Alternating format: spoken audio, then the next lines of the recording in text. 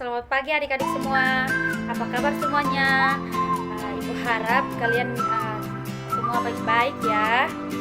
Sebelum kita memulai pembelajaran kita hari ini, Ibu mengecek kehadiran adik-adik dulu ya. Baik, jadi di sini siapa ketua kelasnya? Jumlah siswanya berapa ya?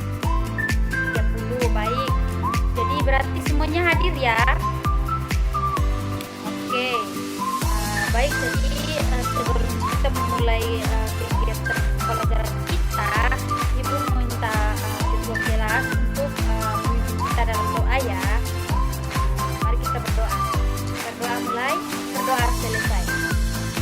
Baik, sebelum kita masuk ke materi kita hari ini adik-adik, Ibu akan membaca tujuan pembelajaran kita hari ini. Yang pertama, kita akan mengetahui pengertian pasar. Yang kedua, mengetahui jenis-jenis pasar berdasarkan bentuk dan strukturnya. Yang ketiga, kita akan menyebutkan unsur-unsur terbentuknya suatu pasar. Dan yang keempat, menyebutkan perbedaan pasar tradisional dan pasar modern. Jadi yang pertama, baik, jadi pengertian pasar itu merupakan salah satu tempat terjadinya jual beli barang dan jasa.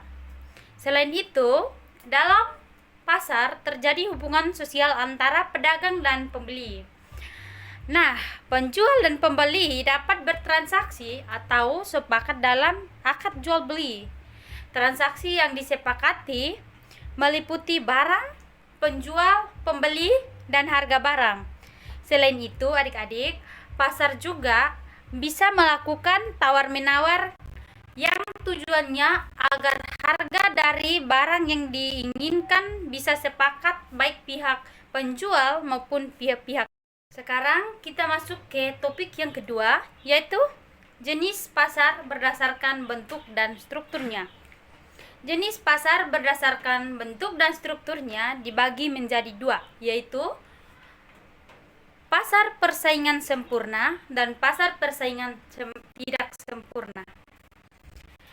Nah, apakah adik-adik tahu apa itu pasar persaingan sempurna? Ada yang tahu? Baik, kalau tidak ada yang tahu, Ibu akan menjelaskan ya. Jadi, pasar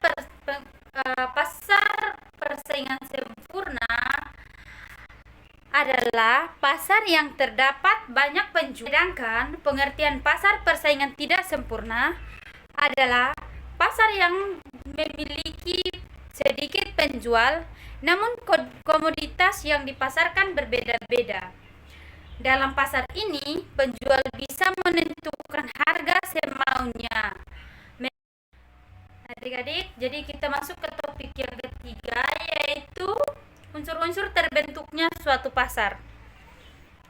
Jadi di sini ada 4 unsur terbentuknya suatu pasar, yakni yang pertama itu adik-adik adanya penjual dan pembeli. Yang kedua, adanya barang dan jasa yang diperjualbelikan. Yang ketiga, adanya interaksi antara penjual dan pembeli atau transaksi jual beli. Dan yang keempat, adanya media atau tempat untuk. Baik, topik kita yang keempat adik-adik, yaitu perbedaan pasar tradisional dan pasar modern.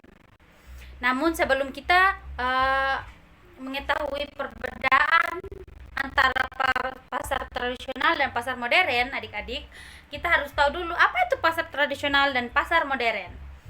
Jadi yang pertama itu pasar tradisional. Jadi pasar tradisional adalah salah satu bentuk pasar konkret, di mana pembeli berada dalam suatu tempat dan barang yang diperjual. Baik, yang berikut ciri-ciri pasar tradisional. Jadi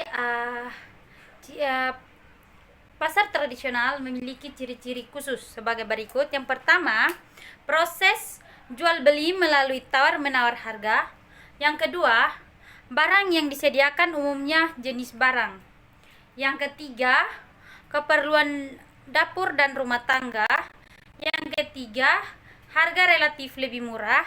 Dan yang keenam, area terbuka dan tidak. Yang kedua, pengertian pasar modern. Pasar modern adalah jenis pasar yang mana produknya dijual dengan harga pas, sehingga di dalamnya tidak ada kegiatan tawar-menawar pada harga. Baik adik-adik, sekian materi kita hari ini. Ibu tidak memberi kalian tugas, namun Ibu harap kalian mempelajari kembali materi yang sudah Ibu paparkan tadi ya adik-adik. Jadi Ibu minta ketua kelas untuk menutup kita dalam menutup pembelajaran kita hari ini dengan doa. Berdoa mulai, berdoa selesai.